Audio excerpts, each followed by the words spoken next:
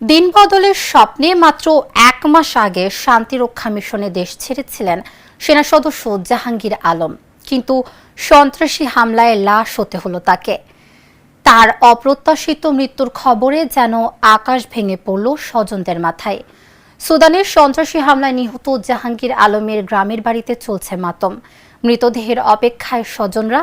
কিশোরগঞ্জ থেকে ফয়জুল ইসলাম পিঙ্কুর পাঠানো তথ্যচিত্রে desk report. স্ত্রী আর 3 বছরের ছেলে ইরফানকে রেখে মাত্র 1 মাস আগে দেশ ছেড়েছিলেন জাহাঙ্গীর আলম। এরই মধ্যে এলো দুঃসংবাদ। জাহাঙ্গীরের মৃত্যুর খবরে বাড়িতে এখন শুধু কান্না আর হাহাকার। বাবার আদর কি তা বোঝার আগেই বাবাকে হারাতে হলো ছোট্ট ইরফানকে। সুদানে সন্ত্রাসী হামলায় নিহত সেনা সদস্য জাহাঙ্গীরের বাড়ি কিশোরগঞ্জের পাকুন্দিয়া উপজেলার জাঙ্গালিয়া ইউনিয়নের তারাকান্দি গ্রামে। বাবার নাম হযরত আলী। তিনি বাংলাদেশ সেনাবাহিনীর মেস ওয়েটার পদে কর্মরত ছিলেন।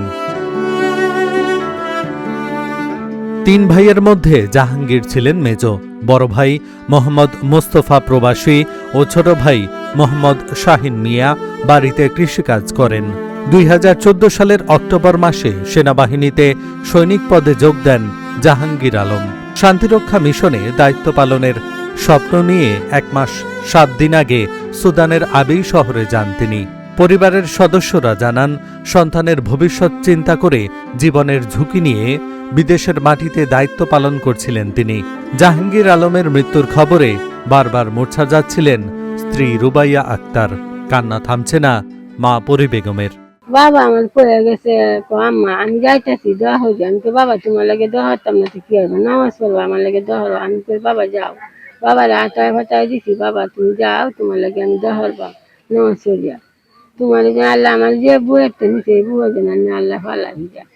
আল্লাহ তুমি কত দোয়া চাইছি বাবার কাছে।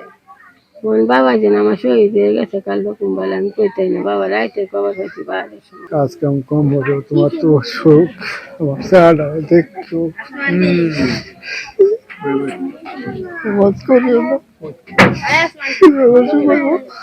শোকে স্তব্ধ পুরো এলাকা। প্রতিবেশীরা বলছেন, শান্ত স্বভাবের এই মানুষটি দেশের জন্য জীবন দিয়ে গেলেন। পারিবারিক অবস্থা আপনারা আসছেন দেখছেন, অত্যন্ত শোচনীয়। সেই মূলত এই উপার্জনশীল ছিল। পিতা একেবারে কৃষির উপর নির্ভরশীল, নিজেদের তেমন জমি নাই। এই জন্য সরকারের কাছে আমার আকুল আবেদন, তার একটা বাচ্চা আছে 3 বছর বয়স, তারা পরবর্তীতে কিভাবে জীবনযাপন করবে সরকার যাতে বিষয়টা বিবেচনা করে। ওখানে আমরা তার বউটা ফোলাফান বাপ মাঝে পরিবারের উপার্জনক্ষম মানুষটিকে হারিয়ে শোকে কাতর স্বজনরা। এখন অপেক্ষা কফিনবন্দি মরদেহের।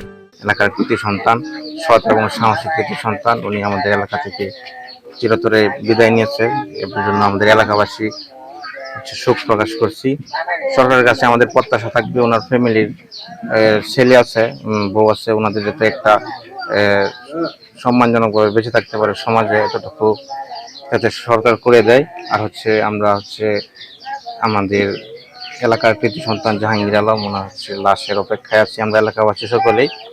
ওনার জানাজা হবে যেন সরকারের কাছে প্রার্থনা, যত দ্রুত সম্ভব যাতে আমরা আমাদের এলাকার সন্তানকে যাতে পেয়ে যায়।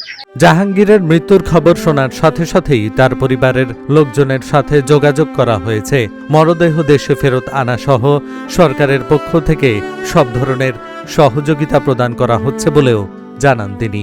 সেনাবাহিনীর পক্ষ থেকেই তারা যোগাযোগ করছে এবং তারা যত তাড়াতাড়ি সম্ভব আনা যায় সেই ব্যবস্থা নিয়ে আসছে এবং আমাকে তারা অবহিত করছে।